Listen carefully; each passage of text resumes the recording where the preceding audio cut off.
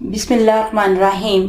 अल्लाहुम्मा सल्लि अला मुहम्मदिन व अला आलि मुहम्मदिन कमा सल्लैता अला इब्राहीम व अला आलि इब्राहीम इन्नका हमीदुम मजीद।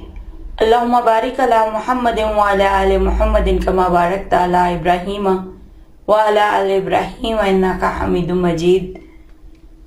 अस्सलाम वालेकुम फ्रेंड्स, कैसे हैं आप सब? जी फ्रेंड्स, आज नई वीडियो और नए लेसन के साथ आपकी खिदमत में हाजिर हूँ। फ्रेंड, आज हम बहुत ही नए टॉपिक के साथ दोबारा हाजिर हैं। फ्रेंड, आज हम करने जा रहे हैं direct and indirect speech.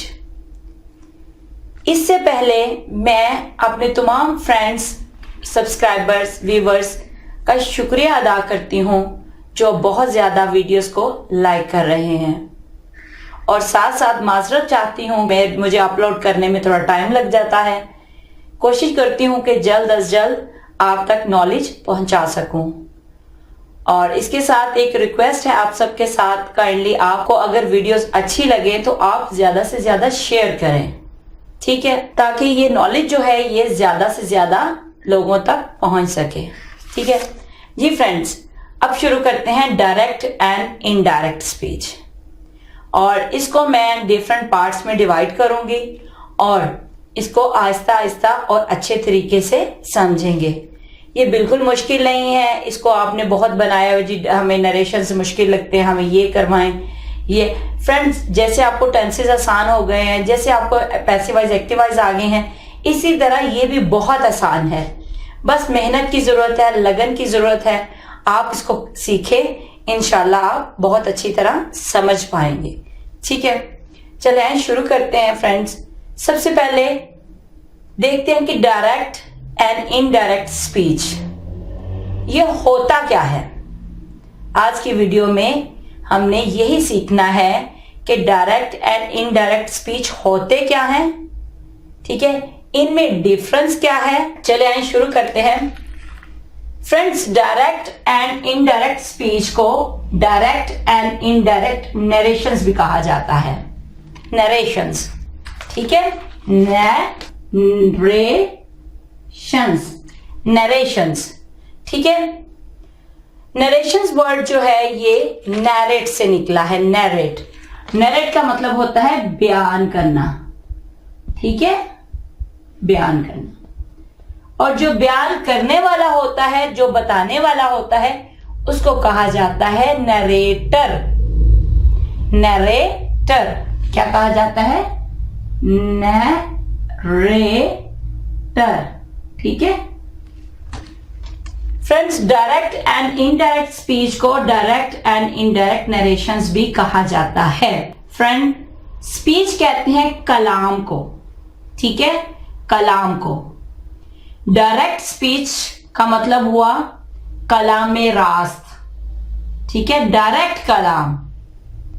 Indirect speech का मतलब होता है कलाम बिल वास्ता, यानी इनडायरेक्ट कलाम।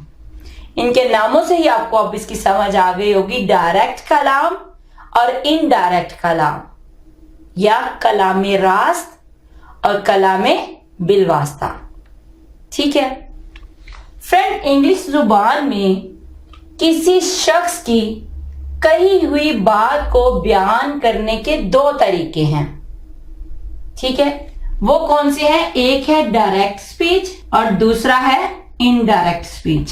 फ्रेंड्स, ये दो तरीके यूजुअली एक शख्स के पैगाम को दूसरे शख्स को पहुंचाने के लिए इस्तेमाल किए जाते हैं, ठीक है।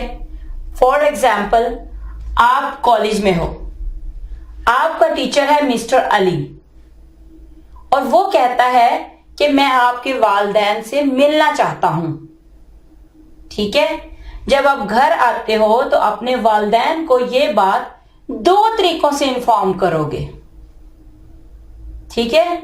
या तो आप टीचर की बात को सेम टू सेम अपने वालिदैन को बता दोगे, ठीक है, या टीचर की बात को अपने लफ्जों में बयान करके अपने वालिदैन को बताओगे, ठीक है। देखिए, मैं एग्जांपल्स के जरिए आपको समझाती हूं।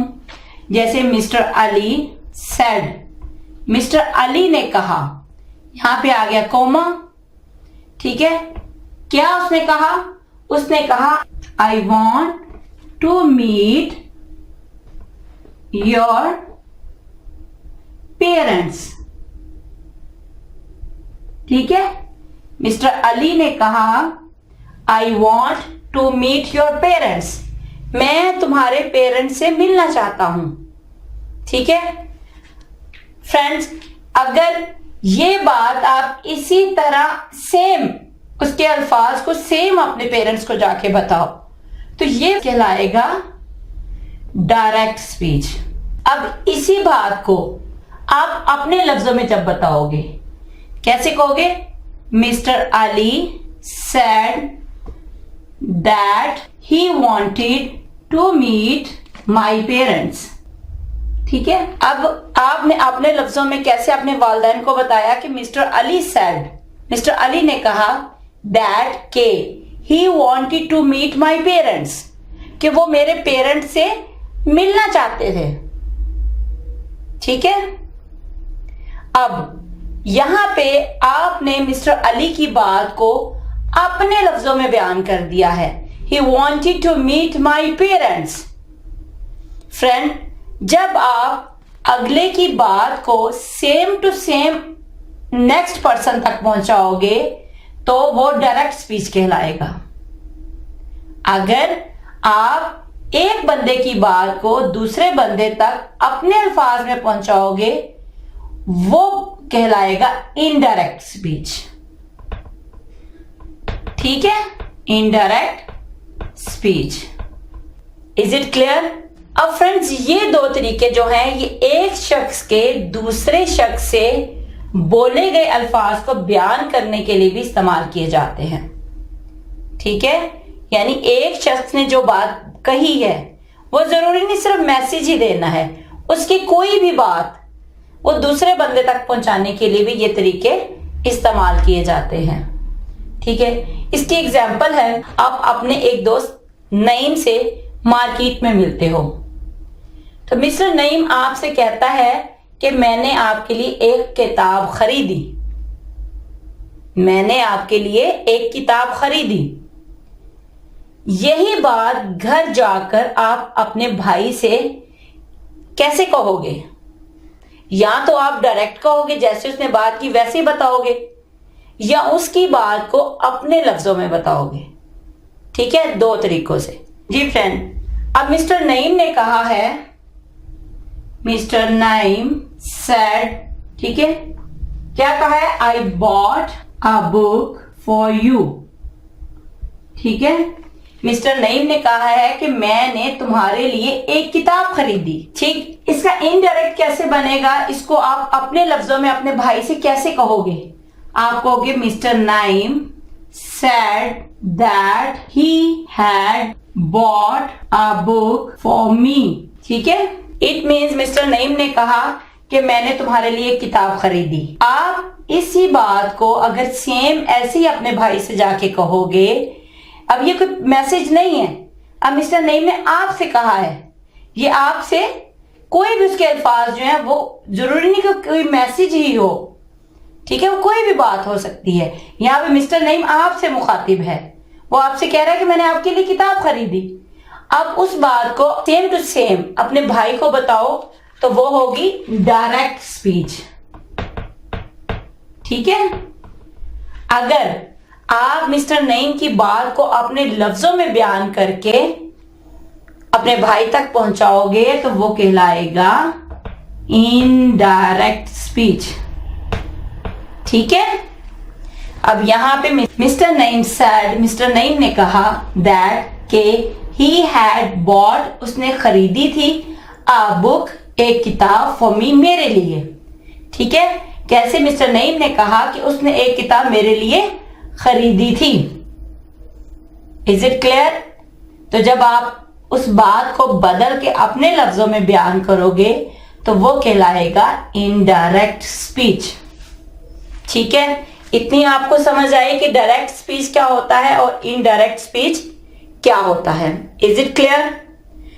फ्रेंड, अब बात आ जाती है कि डायरेक्ट स्पीच और इनडायरेक्ट स्पीच में डिफरेंस क्या है। फ्रेंड, पहला डिफरेंस ये है कि डायरेक्ट स्पीच में बोलने वाले के अल्फाज को सेम वैसे ही अगले शख्स को बयान किए जाते हैं।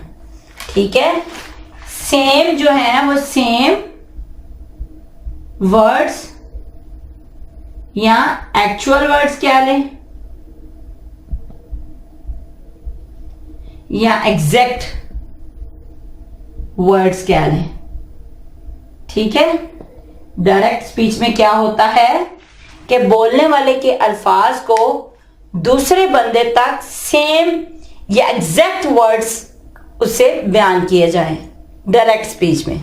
ठीक है, लेकिन इनडायरेक्ट स्पीच में बोलने वाले के एक्चुअल वर्ड्स को चेंज कर दिया जाता है। इनडायरेक्ट स्पीच में क्या होता है, बोलने वाले के एक्चुअल वर्ड को चेंज कर दिया जाता है या एग्जैक्ट वर्ड्स को, ठीक है, चेंज कर दिया जाता है। अब बात आ जाती है कि उसकी बात को चेंज करने की रीजन क्या है। जैसे अभी मैंने आपको एग्जांपल दी थी कि मिस्टर अली ने कहा कि वो मेरे वालिदैन से मिलना चाहते हैं। ठीक है फ्रेंड, इसकी रीजन क्या है कि हमने क्यों चेंज किया उसके एक्चुअल वर्ड्स को। उसकी रीजन ये है कि बोलने वाले के अल्फाज पास्ट में बोले गए हैं। जब ये अल्फाज दूसरे शख्स को बयान किए जाएं तो उसके लिए एक्चुअल वर्ड के टेंस में चेंज करने की जरूरत पड़ती है। ठीक है, यानी बोलने वाले ने जो अल्फाज बोले हैं वो पास्ट में बोले हैं। जब हम अगले को मैसेज कन्वे करेंगे या उसकी बात को डिलीवर करेंगे, उसको बताने के लिए हमें टेंस को चेंज करने की जरूरत पड़ेगी।